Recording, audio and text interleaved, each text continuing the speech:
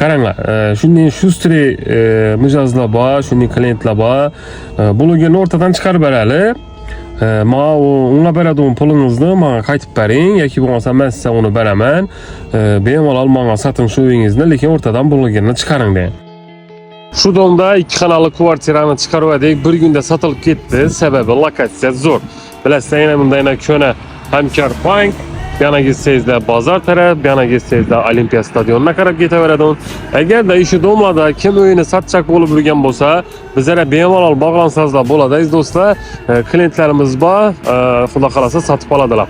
Aziz do'stlar, shu uydan chiqarganimiz auksion sifatida sotildi. Ya'ni 3-4 adam geldi, men alaman deb üstüde auksion bo'lib ketdi. Shuning uchun aziz do'stlar, lokatsiya zo'r, kim shundan sotchak bo'lsa, aytaverasizlar, bir qiziq voqealar ham bo'ldi. Videorolikni daxilgacha ko'rsangiz aytib beramiz. Qaranglar, nechik bo'lgan. 2-etajda 56 metr kvadratli pat ключ hamma o'zlari bilan deb aytilgan, lekin bir 3-4 vaji ketadi. 450 milyon deb chiqqan, keyin 430 milyona shu sotildi. Ya'ni birinchi klientimizni nasibasi ekan, shu oldi. Nechik bo'ldi bu yerda aziz do'stlar? 3-4 odam keldi. Men olaman deb ish qilib savdolashib ketdilar. Keyin nechik bo'ldi? Qiziq voqeasi, 430 milyona kelishgan odam oldi, lekin sotuvchi ham va'dasida durdidan shu odamga berdi. Unga zo'r respekt. Universitetga ketadidan buni o'rtadan chiqarib beramiz. To'g'ri, o'rtadan chiqarib berarsizlar. Buni masalan suvchalar bo'lib turibdi. Ozgina bir o'ylaninglar.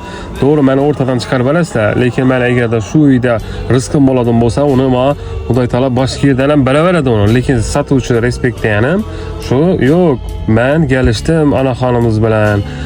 Men shu kelishgan odamga beraman. Menga shu 430 berasanmi, 450 berasanmi, 100 million qo'shib berasan, men kelishib berdim dedi.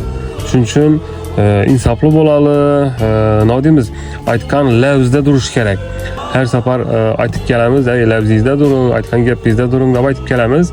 Aytgan gapinda duradiganlar ham bor, durmaydi, lavzinda durmaydi.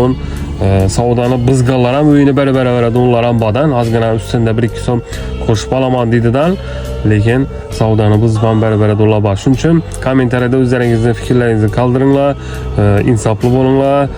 Masalan, biz ham shu uyimiz, joyimiz, bolalarni rizqida yuribmiz shu sohada, lekin o'ylaninglar ozgina. Shu tirikchilik aytaverasizlar, lekin javob ham borda uni. Shuning uchun o'ylanib ko'ringlardan ozgina insofli bo'linglar degan maqsadda bu videolikni tayyorlab turibmiz.